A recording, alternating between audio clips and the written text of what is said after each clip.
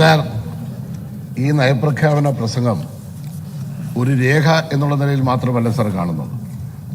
കേരളത്തിൻ്റെ യാഥാർത്ഥ്യങ്ങളെയും നാളെയുടെ പ്രതീക്ഷകളെയും ഒരുമിച്ച് ചേർത്ത് വെക്കുന്ന വ്യക്തമായ ഒരു വികസന ദർശനമാണ് ഈ നയപ്രഖ്യാപനത്തിലൂടെ ഉണ്ടായിട്ടുള്ളത്. രാജ്യത്തെ വർഗീയതയ്ക്കും കോർപ്പറേറ്റ് ആധിപത്യത്തിനും നവലിബറൽ നയങ്ങൾക്കുമെല്ലാം എതിരായി ഒരു ജനകീയ രാഷ്ട്രീയ പ്രഖ്യാപനമാണ് ഈ രേഖയിലുള്ളത്. നാം കാണുന്ന ഇന്നത്തെ ഇന്ത്യയിൽ ജനാധിപത്യ സ്ഥാപനങ്ങൾ ദുർബലപ്പെടുകയും ഫെഡറൽ അവകാശങ്ങൾ നിഷേധിക്കപ്പെടുകയും ചെയ്യുന്ന സാഹചര്യത്തിൽ കേരളം മുന്നോട്ട് വെക്കുന്ന ഈ നയപ്രസംഗം മറ്റൊരു വികസന മാതൃക സാധ്യമാണെന്നുള്ള പ്രഖ്യാപനം കൂടെയാണ് സാർ.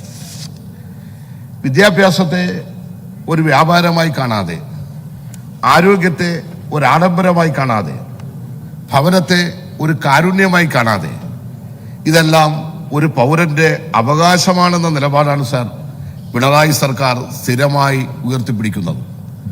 സാർ, തൊഴിലില്ലായ്മയ്ക്കെതിരെ യുവതയ്ക്ക് പ്രതീക്ഷ നൽകുന്ന തൊഴിൽ നയങ്ങളും സ്റ്റാർട്ടപ്പുകളും പൊതു നിക്ഷേപത്തിലൂടെയുള്ള വികസനവും ഈ നയപ്രസംഗം മുന്നോട്ട് വെക്കുകയാണ് സാർ. അതുകൊണ്ട് തന്നെയാണ് ഈ നയപ്രഖ്യാപനത്തിൽ പങ്കെടുക്കുവാൻ, ഇതിന്റെ ചർച്ചയിൽ പങ്കെടുക്കുവാൻ തയ്യാറാകാതെ പ്രതിപക്ഷം ഒളിച്ചോടിക്കൊണ്ടിരിക്കുന്നത്. അവരെല്ലാ ദിവസക്കാലവും ഈ സഭ തുടങ്ങിയത് തൊട്ട് നമ്മൾ കാണുകയാണ്.